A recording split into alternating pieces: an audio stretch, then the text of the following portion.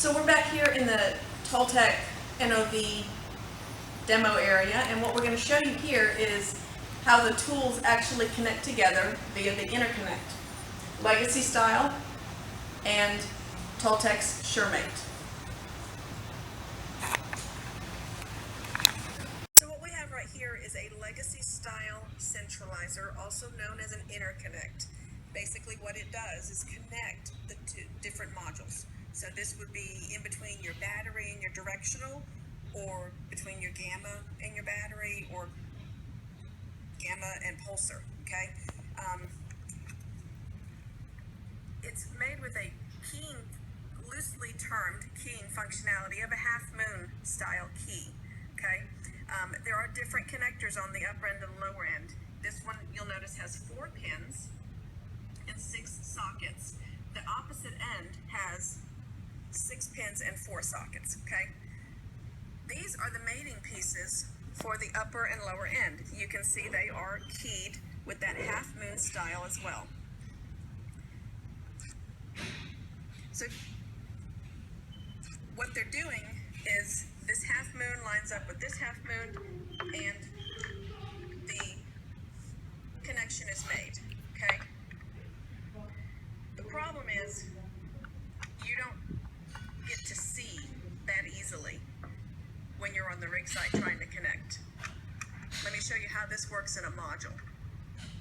End of a directional module, I'm going to show you how the legacy centralizer connects to the module. This line right here is where this piece sits and attaches to the module. That becomes the keying mechanism, like we said with the half moon, that you're going to connect to on the centralizer, okay? So typically this acrylic piece that you see that's clear would be a beryllium copper tube, so you would not be able to see. Obviously we have this for demonstration purposes, but typically what happens is during the assembly process out at the rig site, sometimes in the dark, in the rain, cold, hot, doesn't really matter, it's just not ideal. The MWD hand is having to visualize by looking down this beryllium copper tube to see which way this half moon, exactly where it's lined up at. Once they do that, they take a spanner wrench and start to engage the threads. Sorry, I'm going the wrong way. So you start engaging the threads, and you can see right there. Do you see what happens? When I start turning this, if I am not properly holding the centralizer, my key has changed positions. So when I go and try to connect it all the way up,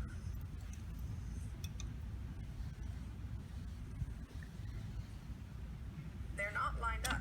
Do you see what's happening? So I can't go any further. The problem is, depending on where this meets up, I may have just made contact with the pins on the mating connector, and if I did, I potentially have shorted out a board, because if it's a battery, there's power to it. If not, I potentially have damaged those pins, and the connector will be damaged, and it may have intermittent connectivity issues downhole. So I'm going to line this up because I can see, obviously, and then I'm going to go ahead and mate it the rest of the way.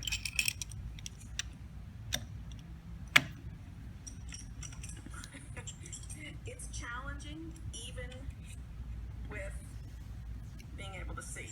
Let's see here. I can hold that properly still. There we go. You see it beginning to engage. Can you see? And it's done.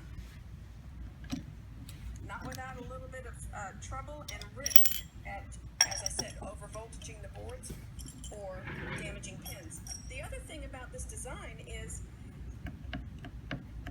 can you see that move? I'm hoping that we're picking that up on video, because as the drill string is turning, this is turning as well. That creates wear, fretting on the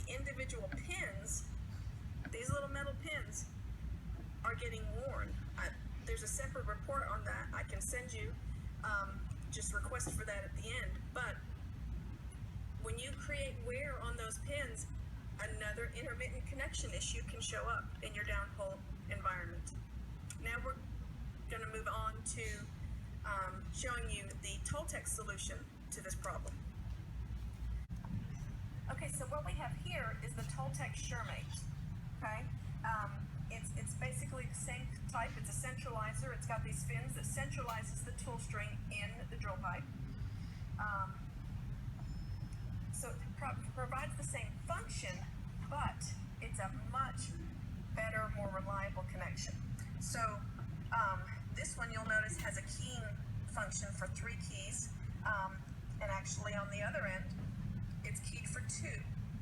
So you cannot connect your tool string backwards. You can't connect your interconnect backwards, okay? So the way that this works is these 3 match up with these 3, and you won't get it in until it has aligned properly.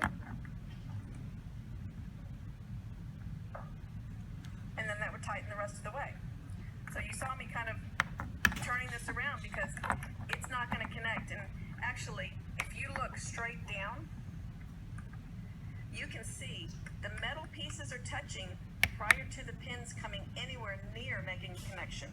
So you're not going to have the same risk of overvoltaging your boards, okay? You're also not going to risk damaging pins. It's a very protective, very smart way to mount the connectors. So we're going to look at how this actually connects on a tool string next. Okay, so here we are with a directional module, and we're going to talk about how the SureMate connects to the individual modules in the tool string. Just as a reminder, we have the acrylic piece here, which is normally going to be a opaque beryllium copper piece that you won't be able to see through. And just as a visual as well, this is where the interconnect meets the rest of the module. This is where it connects on that seam right there, okay? And we're looking at the SureMate again with the keyed connections for reliability. So the only visualization that you have to do when you are connecting a SureMate is knowing whether you're connecting the 3-keyed side or the 2-keyed side. That's it. You push it in, and there are no threads engaged at this point, okay? You turn it until it drops in, right there. So all I'm doing, if you'll come out just a little bit, all I'm doing is putting a little bit of pressure on this end as I twist it. That's it. Just a little bit of pressure, and it drops in, okay? So the connection is there. And if you look, let me back up actually. Right here, while they're not in connection, while they're not keyed, the actual pins on the connector are not touching at all. There's several centimeters in between those. Let me get a better angle maybe. There we go. It's a much better angle for you. The connectors are several centimeters apart. So there's no risk of over-voltaging a board or damaging those pins by bending them or crushing them, okay? So again, I'm just going to put a little bit of pressure on this, and there we go. It's dropped in. That first keying mechanism is kicked in, and so what I'm going to do is now start to engage the threads with my spanner wrench. And, oops, I'm going the wrong way. Let's see. Yeah, there we go.